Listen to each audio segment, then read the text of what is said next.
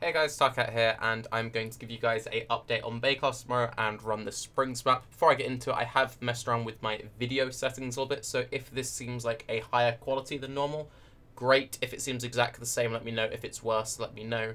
Just generally let me know if any of my setup is being weird. So, what is the deal with Baeclast tomorrow? For anyone who's missed it, I am still unable to live stream at the moment because I am locked out of my Twitch account. I'm trying to deal with it. I'm waiting to hear back from support. It's been like 4 days. I still haven't fucking heard anything.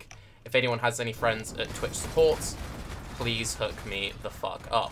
Baeclast tomorrow, there'll be a timer in the description. It's at 2 PM GMT. And because I currently can't stream, we're actually going to host it over on Ziggy's channel. Now, we're going to be having Ziggy, Cute Doggy Dog, Arise QT, and myself.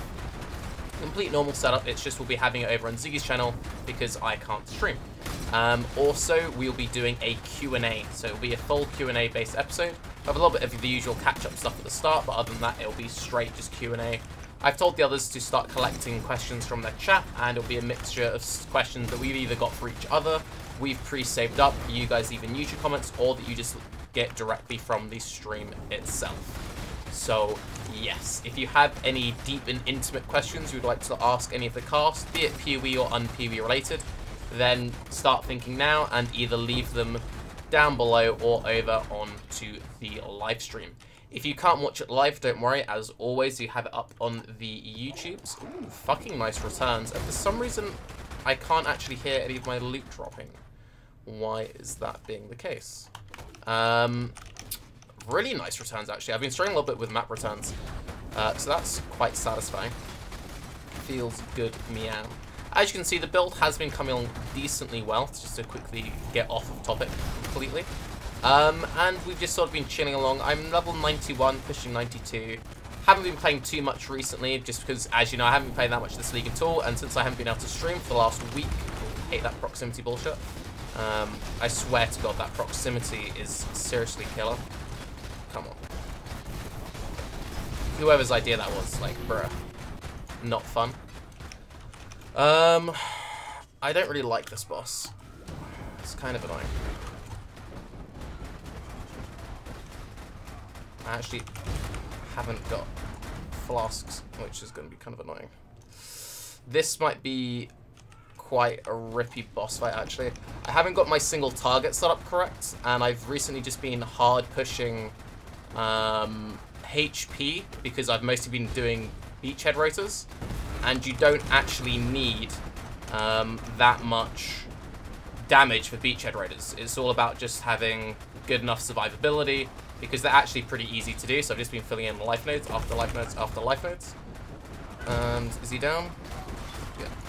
So as you can see, it's kind of like the damage isn't the best, but it's passable. I still need to fill in a bunch of wheels. I'm still on a 5-link.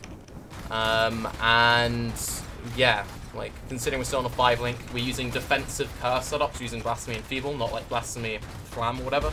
Just because I really don't want to fall over to random bullshit. The damage on this build has been surprisingly PogJam. The only like bad limiting factors of it has been the movement speed. And I realize I've gone completely off topic, but I feel like I've covered most of the Baeclast stuff. If you do have any Baeclast questions, if anything isn't quite clear, leave that below. But what I was going to say, nice, about if you can't watch it live. So because we'll be hosting it on Ziggy's Twitch, we'll most likely also be putting it up on his YouTube, since it'll be the easiest place for us to put it, because he'll be the one handling the files and he'll have access to the VODs, etc, etc. Oh, the map returns, baby! That feels really juicy. So, yes. Basically, be over at Ziggy's tomorrow. There'll be a timer in the description. There'll be YouTube links. I'll post them all over the place when I can.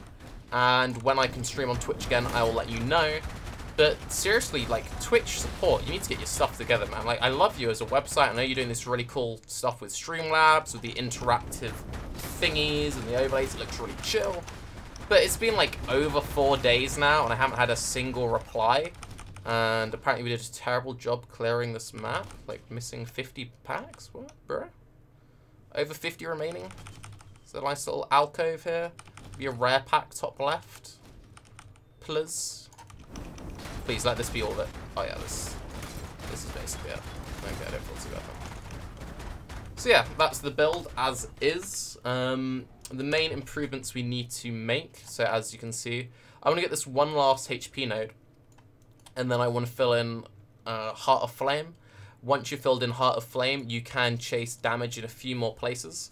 So you can go for this 2-pointer, which is very strong. You can fill in LE nodes here, obviously. You can go for 3-point jewels, which are very powerful. You can come down this way and fill in these 8 points. 1, 2, 3, 4, 5, 6, 7, 8. This gives you a bunch of crit and some crit multi. It also gives you a bunch of block chance, meaning you could then use Arumis. And it gives you a little bit of like just extra stuffs, which is pretty decent. The main like limiting thing about this build thus far has been the crit has been a bit inconsistent. And I think what I want to try and do is save up for a Dying Sun and then drop the Sire of Shards and just run the Pledge as my main setup. I don't really like using Pledge of Hands map clear with just the 3 additional proj because the Sire just feels so much better. But it's mostly a case of if I had 2 6-links, I'd run a 6-link Sire and a 6-link Pledge. But I think at this point it'll be cheaper for me to just get a Dying Sun, just focus on 6-linking a Pledge, and then face rolling all the maps. But currently as is, it does everything fine. Solo Beachheads, solo 14s. Don't think I've done anything that crazy Atlas-wise. Unlock Minotaur. This is a really nice thing. So unlock Minotaur because a lot of people are farming Brass Dome. And if you have Minotaur unlocked, it means when you are doing your 15s, when you're doing your Beachhead, they'll drop up. Just to show you like the tiers, the way I've done it. I haven't got a tier 15 currently set up. But for my 14, I have Springs, just because Springs is a really nice layout. You can get the Doctor card there. For 13, I've gone for Shaped Cemetery. I've done a slightly different Atlas than most people because I mostly map with my friend Kane, and he's got a very conventional setup. And it's nice to have some variety between the two. The reason I went for Cemetery is Cemetery has a triple boss, and going for multi-bosses is pretty nice. It's also not that bad of a layout. It's pretty straightforward, pretty easy. It's a little bit different, and I can go for Kane's setup as well. Bog is a very solid one, alternatively. For 12, I went for Shaped Ashenwood.